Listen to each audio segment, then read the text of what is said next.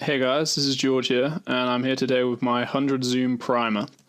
So basically, I've played 30,000 hands 100 Zoom over the last couple of weeks, just to kind of see how the games are, note down as much as I can about like how people are playing, how the pool's playing, and all the things which I think are really important to succeeding at this stake. And in this video, I'm basically going to go through it bit by bit and try and like highlight all the things which I think are really important to make sure we have the best win rate possible at 100 Zoom specifically. So to start, I want to talk about how we can kind of use the format of Zoom to our advantage, because I really don't think enough people do this.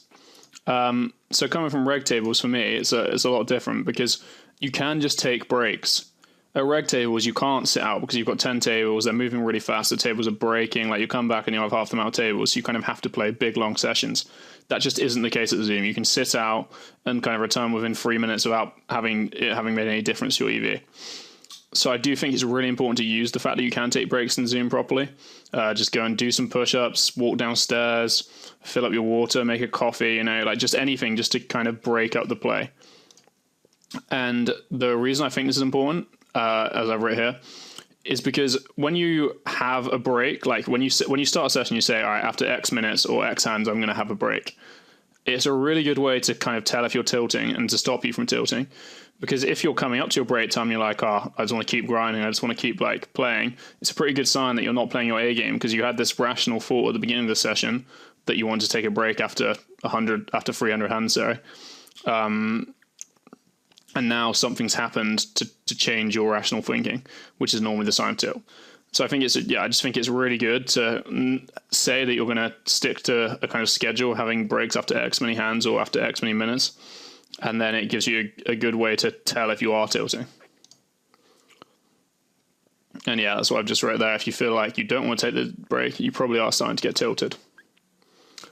So this is another point, is that other regs won't take regular short breaks. They will do the kind of degenerate sit down, play for 8 hours non-stop. So there's no possible way you can really argue that someone playing for 8 hours non-stop is going to be playing better than someone who's played for 8 hours with a 5-minute break every hour. It's just a fact. It's like a scientific fact that short breaks are good for you. They help you concentrate. They help you keep your focus. They help you kind of step back from the table and see the bigger picture again, basically. You don't get this kind of tunnel vision.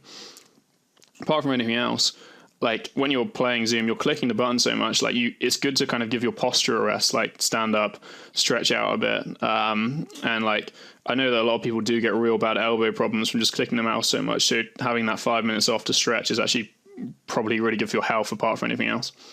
But yeah, I genuinely believe you can significantly increase an edge over regs by being much mentally fresher than they are. So here I've just written my routine, which is I basically play 30 minutes and then have 5 minutes off. It's pretty extreme, and I can see a lot of people not wanting to do this. The main catalyst for me doing this is that I do get shoulder pain, and I quite like being able to stretch off every 30 minutes. But I also do think it means that I'm completely fresh. I'm basically playing my A game the entire time, because in 30 minutes there's just no real way for you to get tilted enough to like completely start making irrational decisions. So yeah, I do think I would recommend people following this if they kind of think they can. Yeah, the other thing about Zoom, which I think not enough people take advantage of, is you can just sit down and play for 10 minutes, and that's basically a sixth of your hourly gained by playing for those 10 minutes. So even, for example, for me, if I'm watching a football match at home on my own and I have friends around, 15 minutes at half time, I'll just go up and fire Zoom tables, and maybe you get like 100 hands in at that time. That's still all money. So kind of as long as you feel like you can play your A game in very short sessions, maximizing all the little slots of time you have to put in more volume is just basically not lighting money on fire. It's like creating money from time which otherwise you would have been doing nothing. And I think it's a good thing to take advantage of.